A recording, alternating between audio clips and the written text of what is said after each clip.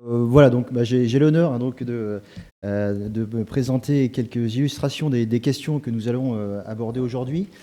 Alors, quelques enjeux, nous, de notre côté, sur les questions d'eau plus particulièrement, et quelques questions que l'on se pose, pour lesquelles on pense avoir des pistes de solutions, mais pour lesquelles on attend aussi l'expertise des partenaires présents ici. Alors, déjà, voilà, nous, notre objet de départ, c'est bien l'eau, un lot bien commun, bien précieux, qui évidemment est au cœur de toutes nos activités, et qui est évidemment alors, menacé par l'ampleur des activités humaines. Donc c'est vrai que si on regarde globalement le cycle de l'eau est très abondante sur Terre, mais l'eau qui est disponible, et notamment pour nos activités, elle est en quantité beaucoup plus réduite. Et on est aujourd'hui avec un impact global des activités humaines qui représentent, en termes de flux d'eau, à peu près la moitié de l'eau qui s'écoule par les cours d'eau. Alors évidemment, il y a de très grandes hétérogénéités sur Terre, et puis des très grandes hétérogénéités temporelles. Si on compte l'eau, alors notamment plus sur l'angle agricole, on a ce qu'on appelle l'eau verte, qui représente la part importante de l'eau, donc qui prive les flux d'eau des cours d'eau. L'eau verte, donc, qui va être du coup transpirée par la production, par l'agriculture. L'eau bleue, donc l'eau qu'on va prélever, qu'on va transporter pour donc irriguer nos cultures et satisfaire d'autres usages. Et puis les eaux grises, qui correspondent à l'impact des activités humaines sur la qualité de l'eau. Donc tout ceci représente un flux de environ la moitié des débits qui s'écoulent par les cours d'eau. Alors évidemment, donc, cet impact est énorme, et particulièrement lorsque les cours d'eau sont en régime d'étiage, c'est-à-dire que c'est là qu'on a le moins d'eau, et c'est là que nos activités humaines ont besoin du plus d'eau. Ce qui est évidemment essentiel de comprendre, c'est que la réponse pourquoi est-ce qu'on prend de l'eau, notamment pour l'agriculture, c'est qu'on a une réponse qui est tout à fait directe entre la production de biomasse et la quantité d'eau disponible. Pour illustrer cet aspect-là, on peut prendre une réponse typique des rendements des céréales à l'eau. Donc c'est une illustration un petit peu ancienne aujourd'hui, mais évidemment qui est entièrement valable encore aujourd'hui, et à peu près quels que soient les types de cultures. Donc quand on augmente la disponibilité de l'eau pour une culture, bien, on augmente la production de biomasse, et dès lors qu'on veut produire plus, bien, on est amené à utiliser plus d'eau. Alors l'eau, c'est pas forcément, l'eau, on va la trouver dans les sols. On va pouvoir jouer notamment sur les périodes de culture, pour utiliser l'eau là où elle est le plus naturellement disponible. Mais ça nous amène aussi à détourner de l'eau, des masses d'eau pour irriguer. Aujourd'hui, les terres irriguées représentent à peu près 20% des surfaces cultivées dans le monde. Alors c'est relativement faible, mais avec des rendements qui sont normalement largement supérieurs. Au niveau national, donc en France, pour revenir à un contexte un petit peu plus local, donc on peut également effectuer ce bilan. Alors l'irrigation aujourd'hui, donc l'eau bleue utilisée pour l'agriculture, représente environ des volumes prélevés à l'année. Vous allez me dire, c'est relativement faible. Le problème, c'est que ça représente plus de 50% des volumes consommés en été, avec évidemment de grandes disparités géographiques et aussi de grandes variabilités interannuelles. Et c'est justement dans ces périodes les plus critiques que sont les situations de crise. Alors, il faut voir aussi que dans les prélèvements, on a une partie de ces prélèvements qui est retournée au milieu, et puis une partie qui est consommée directement, et notamment à l'agriculture, c'est tout ce qui est évapotranspiré. les quantités d'eau annuelles alors sont essentiellement estimées. On a pas mal d'incertitudes, et notamment sur l'usage de l'eau agricole, mais c'est environ 3 milliards de mètres cubes d'eau qui sont utilisés par l'agriculture, donc avec des marges d'incertitude relativement élevées. C'est un point sur lequel on pourra revenir. Alors, l'eau pour l'agriculture, c'est donc essentiellement pour l'irrigation.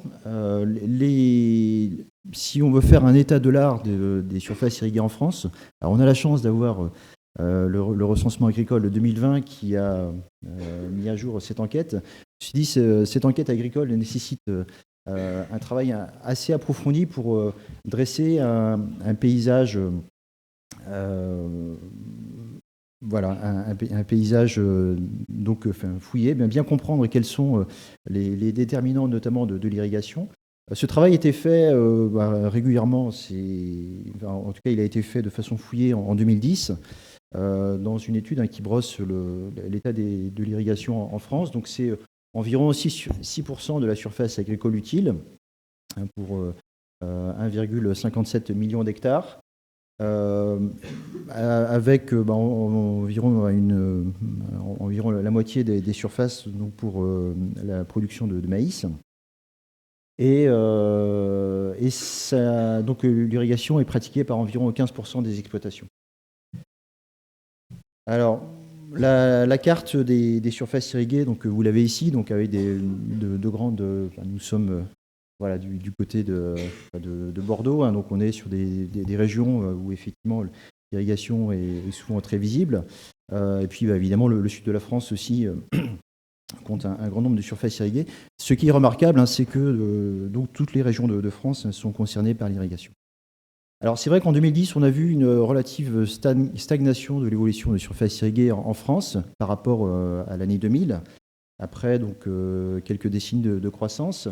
Et aujourd'hui, le recensement agricole de 2020 pose un certain nombre de questions, alors qui ont été notamment mises en avant par France Nature Environnement, par une première analyse du RGA de 2020, qui semble révéler une hausse des surfaces irriguées en France. Donc c'est une question qu'on doit se poser. Est-ce que c'est une tendance lourde? Est-ce que c'est une tendance qu'on peut relier notamment au changement climatique ou à l'évolution des filières? Toujours est-il que cette hausse de 8% des surfaces irriguées interroge et va nous amener au niveau de la chaire à apporter une expertise pour comprendre ces dynamiques, quels sont les effets saison. On a effectivement une variabilité interannuelle qui est importante et donc ceci doit être pris en compte. Et quelle est aussi la dynamique au niveau des filières, quelle est la dynamique au niveau des régions. Évidemment, de 2022 marque les esprits avec la situation qu'on a vécue partout en France. L'exemple de cette carte montre que bien peu de régions ont été épargnées par les arrêtés sécheresse. Ce qui est remarquable aussi, c'est que quand on regarde cette dernière décennie, avec ici sur le graphique de gauche, les arrêtés sécheresse, donc avec les différents niveaux, niveau d'alerte renforcé, niveau de crise, vous voyez que la part du rouge augmente progressivement, la part du jaune également, c'est-à-dire qu'on a globalement des situations de crise qui apparaissent de plus en plus tôt dans l'année, et qui concernent de plus en plus de départements, et ceci est même ceci même sans avoir pris en compte l'année de 2022 qui est particulière, avec un point d'interrogation. Donc voilà, que peut-on dire aujourd'hui du changement climatique? Alors bon, déjà un certain nombre de signes vis-à-vis de l'agriculture. Alors sur la viticulture méditerranéenne, notamment, on voit une évolution des demandes d'irrigation. On a aussi été marqué par le coup de chaud de 2019 avec 46 degrés dans la région de Montpellier. Donc de nombreuses vignes qui ont souffert de ce coup de chaud. Donc de ce fait, voilà, quel est le rôle en particulier du changement climatique sur l'augmentation des demandes de raccordement pour la viticulture? C'est une question qu'on doit se poser. Sur un autre type de culture, donc les cultures de printemps, on voit aussi un déséquilibre croissant entre les précipitations et l'évapotranspiration ou la demande climatique sur les 5 premiers mois de l'année, donc ce qui pose évidemment des questions importantes pour tout ce qui est culture des céréales, notamment de printemps, qui de plus en plus deviennent dépendants de l'irrigation et bien sûr qui permet d'avoir des gains de productivité grâce à des apports d'eau supplémentaires. Alors, si on se projette un petit peu dans le futur, c'est bien l'horizon sur lequel on souhaite travailler au niveau de la chaire. C'est évidemment le cadre, c'est celui des changements climatiques, donc, et les dernières projections qui évidemment ne sont pas très optimistes. Donc, si on regarde au niveau mondial, par exemple, sur tout ce qui est précipitation, alors on voit que certaines zones devraient recevoir des précipitations, des volumes d'eau plus importants, mais les régions qui sont déjà en tension, et notamment nos régions méditerranéennes, comme vous pouvez le voir, sont dans le rouge, c'est-à-dire avec des changements importants à attendre au niveau des précipitations qui constituent donc les volumes d'eau disponibles chaque année. Et si on intègre également l'augmentation des températures et qui va se traduire par une augmentation de la demande climatique, eh bien là c'est encore pire. On voit que il faut s'attendre à des déficits de plus en plus marqués et avec aussi des variabilités annuelles de plus en plus fortes.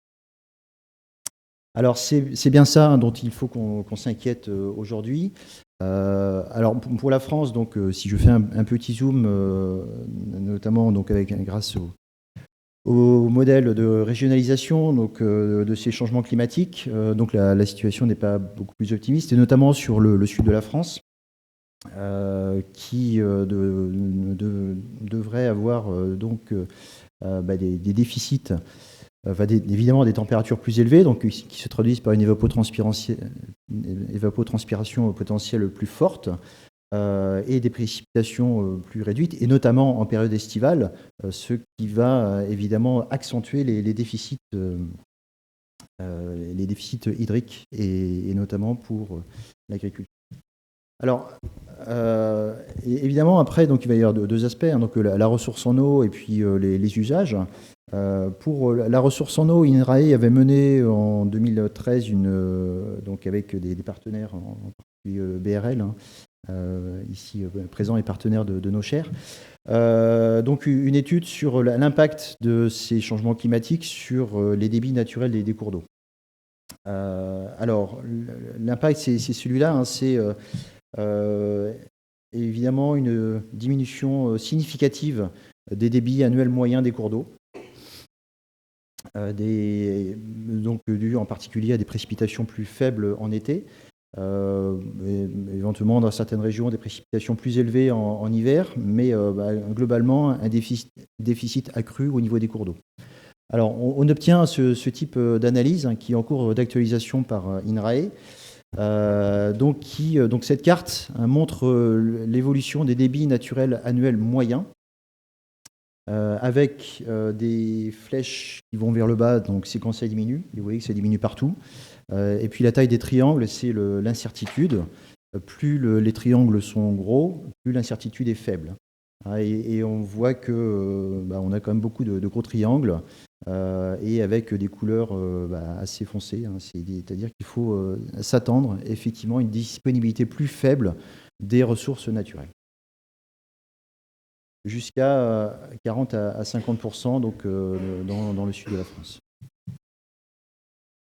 Alors, ceci couplé à une demande accrue pour nos activités, et en particulier l'agriculture, c'est évidemment un sujet d'inquiétude majeure. Alors, les voies d'adaptation sur lesquelles on souhaite travailler, c'est déjà un axe de sobriété et résilience, qui va nous amener à interroger notamment les modes de culture, donc comment adapter gestion de l'eau et pratiques agroécologiques. c'est évidemment développer tout ce qui permet de faire des économies d'eau à de multiples échelles, que ce soit au niveau des techniques de culture, des techniques de transport d'eau, et technique organisationnelle, c'est-à-dire que c'est pas simplement la technique qui va permettre de rendre nos systèmes plus efficients, mais c'est aussi la façon dont on va les gérer. C'est aussi une des pistes à explorer. C'est aussi tout ce qui est réusage, en particulier la réutilisation des eaux usées en agriculture. Donc c'est alors un sujet qui peut paraître naturel, mais qui est aussi très porteur de controverses, parce que beaucoup de cours d'eau, et on voit donc les menaces qui pèsent sur les cours d'eau, notamment en période estivale. Beaucoup de cours d'eau ont leur débit qui est alimenté aussi par des rejets de stations d'épuration. Donc la réutilisation des eaux usées n'est pas toujours la solution miracle. Elle paraît intéressante parce qu'on valorise une eau qui normalement a peu de valeur, mais elle pose aussi des questions. Alors après, dans certains contextes, la solution est plus naturelle, mais voilà, il y a de nombreux enjeux, en particulier environnementaux, et puis aussi économiques. Alors, ralentissement du cycle de l'eau, transfert, stockage. Bon, voilà, alors, on parle beaucoup du stockage, et j'ai mis une illustration peut-être un petit peu, non pas par provocation, c'est pas du tout ce que je souhaite faire, mais il est vrai que le stockage, s'il paraît naturel d'un point de vue hydrologique, il pose quand même aussi des questions sur la modification du cycle de l'eau. Et enfin des questions importantes, des questions de société qu'il ne faut absolument pas écarter. Et c'est bien aussi ce qu'on souhaite faire à travers la chaire, donc apporter. Et c'est bien aussi une des choses qu'on attend du numérique, c'est apporter des éléments d'objectivation, de mise en débat, pour avoir des débats sains autour de ces questions de stockage. Alors évidemment, il y a différentes formes de stockage, et en particulier, j'ai mis deux illustrations donc voilà, pour amener à réfléchir. Le stockage, c'est aussi le stockage dans les sols, c'est aussi le stockage sous toutes ses formes. Comment aussi aménager les bassins versants de façon à mieux retenir l'eau pour permettre nos usages en dégradant le moins possible notre environnement. Alors, si je reviens maintenant un petit peu plus spécifiquement pour poser quelques questions, puis bon, j'espère on aura un certain nombre de réponses au cours de toute cette journée. Donc, quelles attentes vis-à-vis du numérique? Eh bien, voilà, déjà l'ambition et ce qu'on attend du numérique, c'est et ce sur quoi on a travaillé, c'est l'accélération des nécessaires transitions vers un modèle résilient. Alors, qui va nous poser des questions donc à différentes échelles sur la connaissance de la ressource. Bon, je disais en introduction, sur le cycle de l'eau, on a évidemment beaucoup d'incertitudes. Il y a plein de choses qu'on ne voit pas, qu'on ne mesure pas.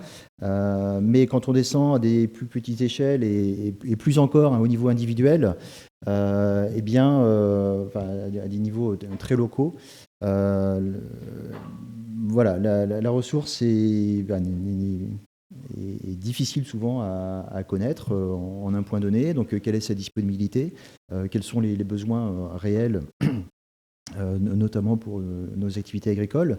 C'est aussi connaissance des pratiques. Bon, par exemple, sur le recensement agricole, on a une vision assez globale, assez macro, mais qui nécessite réellement d'être affinée, qui nécessite pour ça des données. Notamment sur les prélèvements, quels sont les prélèvements réels. Alors, il y a des situations où, voilà, quand on a des points de mesure sur un réseau, et on a de très bons gestionnaires de réseau, y compris présents ici dans cette salle, qui ont des points de mesure un petit peu partout. Mais ce qui se passe entre leurs points de mesure, que se passe-t-il? Que font vraiment les agriculteurs avec les prélèvements, et ces prélèvements sont-ils connus? Donc il y a beaucoup d'attentes de ce point de vue-là pour caractériser, pour pouvoir gérer en temps réel, mais aussi pour pouvoir comprendre les pratiques de façon aussi à pouvoir les adapter. Il est important aussi en termes de connaissances de pouvoir mettre en relation un petit peu l'ensemble de la chaîne, depuis l'agriculteur jusqu'au territoire de gestion, mais même encore plus largement au niveau de filière. Voilà, et pour ça, donc, on a besoin de solutions intégré, de pouvoir caractériser l'ensemble des éléments sur toutes ces échelles.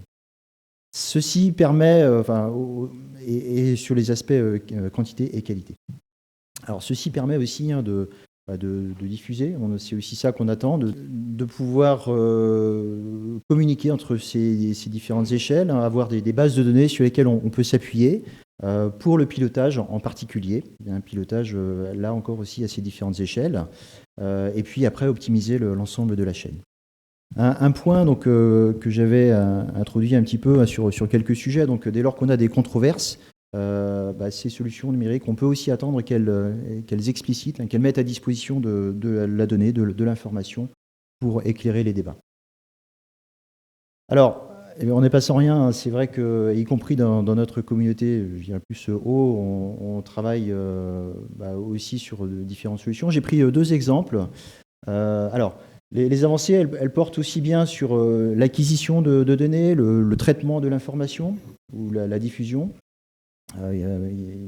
La diffusion, c'est ce que permet aujourd'hui l'agriculture du numérique qui gagne nos sociétés. Avec des terminaux, des téléphones portables qui rendent de plus en plus accessible cette information. Ce n'est pas le cas dans tous les pays dans lesquels on travaille. Donc il y a réellement un sujet là aussi de démocratisation de ces avancées. 2 petits exemples, donc on travaille en particulier 2 petits exemples très courts d'ailleurs. Ok, donc j'ai dû être un peu trop long. Donc voilà, des solutions numériques low-tech avec des capteurs donc à très bas coût. Alors évidemment, ça va poser plein de questions. Dans quelle mesure sont-ils fiables et que permettent-ils? Est-ce qu'ils permettent c'est une appropriation qu'on déplore parfois, donc une faible appropriation. Donc un travail qui est mené en particulier dans le sud de la France et en Tunisie, sur différents systèmes de culture. Alors, on a ici une culture de pommes de terre en Tunisie, donc équipée de capteurs à moins de 20 €, connectés sur le réseau LoRa et avec une information mise à disposition des agriculteurs. Et puis à une autre échelle, c'est tout ce qui est aussi donc l'information spatiale qui, alors aujourd'hui avec les satellites, notamment les constellations Sentinelle 1 et 2 là depuis 5-6 ans, donc permet d'avoir un volume d'informations qui est absolument considérable. Alors qui permet par exemple d'avoir un premier élément de la chaîne qui est l'occupation du sol, que cultive-t-on, en quel endroit, et ce à des résolutions très fines et avec une revisite temporelle très courte. Et puis des modèles qui vont nous permettre après de prendre des décisions. Alors, voilà, et bien sûr aussi des volumes de données considérables qui posent question sur qu'est-ce qu'on peut faire de ces données, les stocker, les mettre à disposition, etc. Alors, du coup, voilà, j'arrive à ma dernière diapositive. Donc les questionnements, je les résume un petit peu ici. Donc j'en ai donné quelques illustrations. Donc on ressent des questionnements communs avec donc la communauté du numérique. Donc un besoin impérieux de collaboration. Alors sur des questions de normalisation, d'ouverture des données, d'interopérabilité, de développement de services et de pérennité aussi de ces services. Il y a aussi la question de la confiance, aussi comment utiliser le numérique en transparence. Est-ce qu'on va l'utiliser pour faire la police de l'eau en particulier? Des questionnements aussi au niveau technique et en particulier, voilà, quel est le coût, le bénéfice pour les usagers, quel modèle économique aussi mettre derrière les solutions qu'on doit développer. On doit aussi s'interroger sur les défauts d'adoption, sur les conditions d'adoption des solutions numériques pour l'ensemble des acteurs et l'ensemble des agriculteurs en particulier. Et puis voilà, un point qui est important et qui est au cœur de notre projet, c'est sobriété et développement raisonné des ressources. Il ne faut pas qu'on l'oublie. N'oubliez pas que cette semaine, on est donc il y a la COP. Il n'y a pas que la Coupe du Monde, il y a aussi la COP 15 à Montréal, hein, qui nous amène à réfléchir et à trouver des solutions donc par rapport à la perte de biodiversité. Donc on doit aller vers un modèle sobre et raisonné, et ne pas développer de nouveaux besoins, donc éviter les effets rebonds. Comme on sait que la création de ressources, hein, notamment, peut créer de nouveaux besoins. Or là, il faut absolument qu'on intègre ce paradoxe dans les solutions qu'on va développer. Voilà. Merci beaucoup. Merci beaucoup, Gilles, pour le cadre posé. On a compris, hein, on peut l'applaudir, bien sûr, pour le remercier pour cet exposé introductif ultra nécessaire.